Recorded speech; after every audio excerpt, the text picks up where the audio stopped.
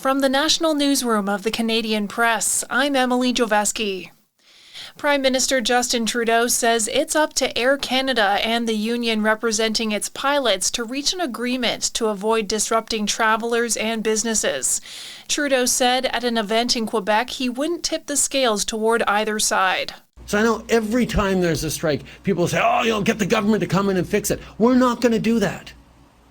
We believe in collective bargaining, and we're going to keep pushing people to do it. The airline and pilots will soon be in a position to issue a 72-hour strike notice or a lockout as of Sunday, which could lead to a full work stoppage as soon as Wednesday.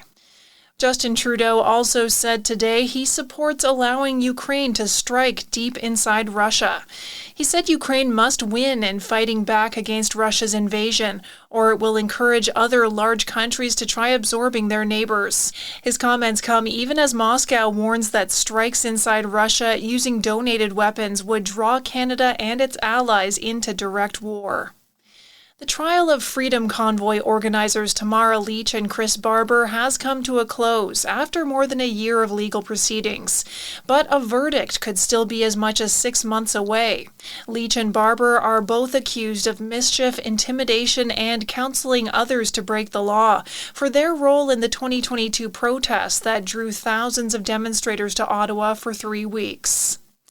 The Rocky Mountain tourist town of Jasper, Alberta is ending its state of local emergency on Sunday after a third of its homes and businesses were destroyed by wildfire in July.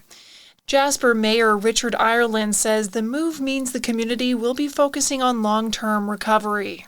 Ending the state of local emergency signals a transition from acute emergency response into stabilization and longer-term recovery efforts.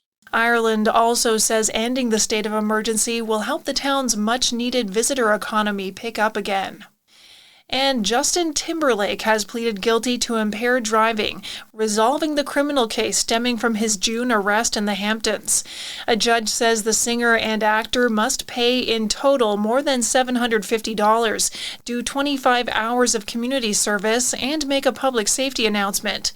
Timberlake spoke outside the courthouse about the dangers of drunk driving. What I'd like to say to everyone watching and listening, even if you've had one drink, don't get behind the wheel of a car.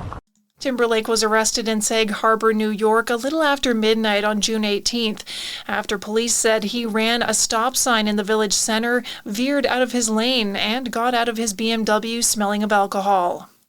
This is the Canadian Press.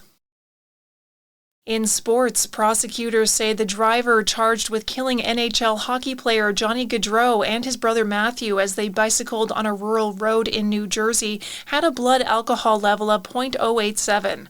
That's above the .08 legal limit in the state. A judge has ordered suspect Sean Higgins detained until trial. The Edmonton Oilers have signed 27-year-old defenseman Travis Dermott to a professional tryout. He produced 2 goals and 5 assists in 50 games with the Arizona Coyotes last season.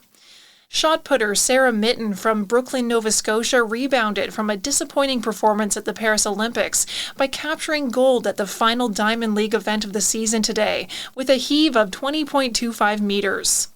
And Tiger Woods is on the mend again after a 6th surgery on his lower back, which he hopes will alleviate the back spasms he's been experiencing this year. From the Canadian Press, I'm Emily Joveski. Thanks for listening. Don't forget to follow and subscribe.